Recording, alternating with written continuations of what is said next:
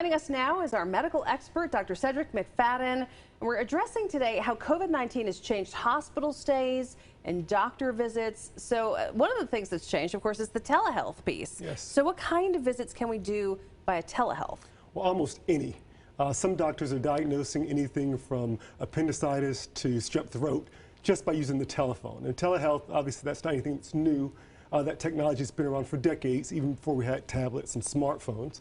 But it's used primarily in the past in urban areas or rural areas where there were doctor shortage gaps. But we're seeing folks from, cardiologists to dermatologists to pediatricians, even psychiatrists and surgeons treating patients remotely. And just because the goal is to keep you out of the office, if you have a condition or something that's serious or worsening, you may still be asked to come into the office or go to an urgent care or ER facility. Yeah, like when you need to do certain kind of tests, you can't obviously do that through a screen. Correct. All right, let's talk about when you can safely go to the hospital or the doctor. Like when is that a good choice? Big question for everybody. And most hospitals are safe to assume that you can, go back into right now.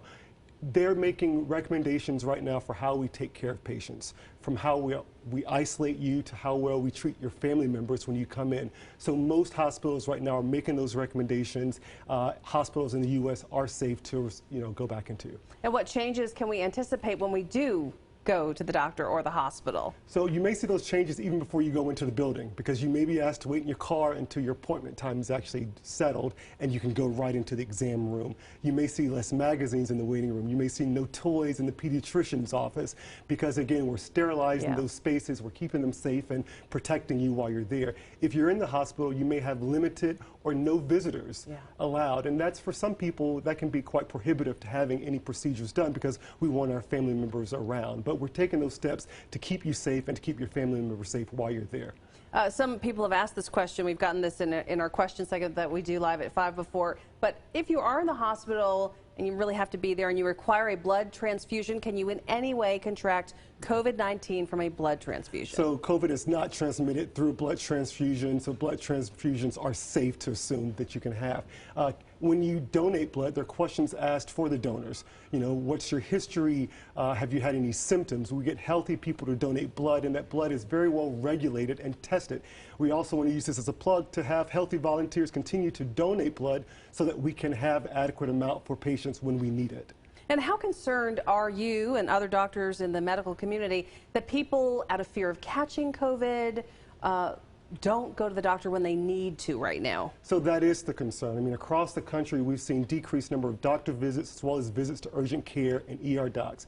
The challenge with that is we can have people sitting at home when they need to be seen by the doctor, trying to self-care. It makes sense. People don't want to go where they think sick people are, especially with COVID-19. We don't want you sitting at home, and so it's very important that you still call your doctor first and don't stay away even if you think there's something going on with you. And if you have urgent symptoms, which would be things like?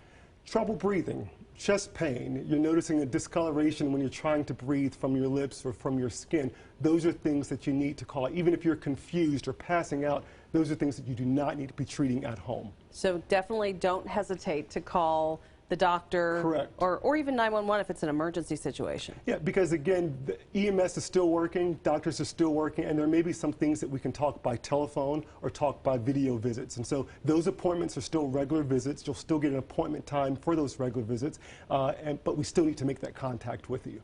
We appreciate it. Dr. Cedric McFadden will be joining us live at 5 to tackle your questions. There's a fresh post. Just put it on Facebook in the last commercial break so you can add your questions to the list, and we will tackle those live at 5. We'll see you then.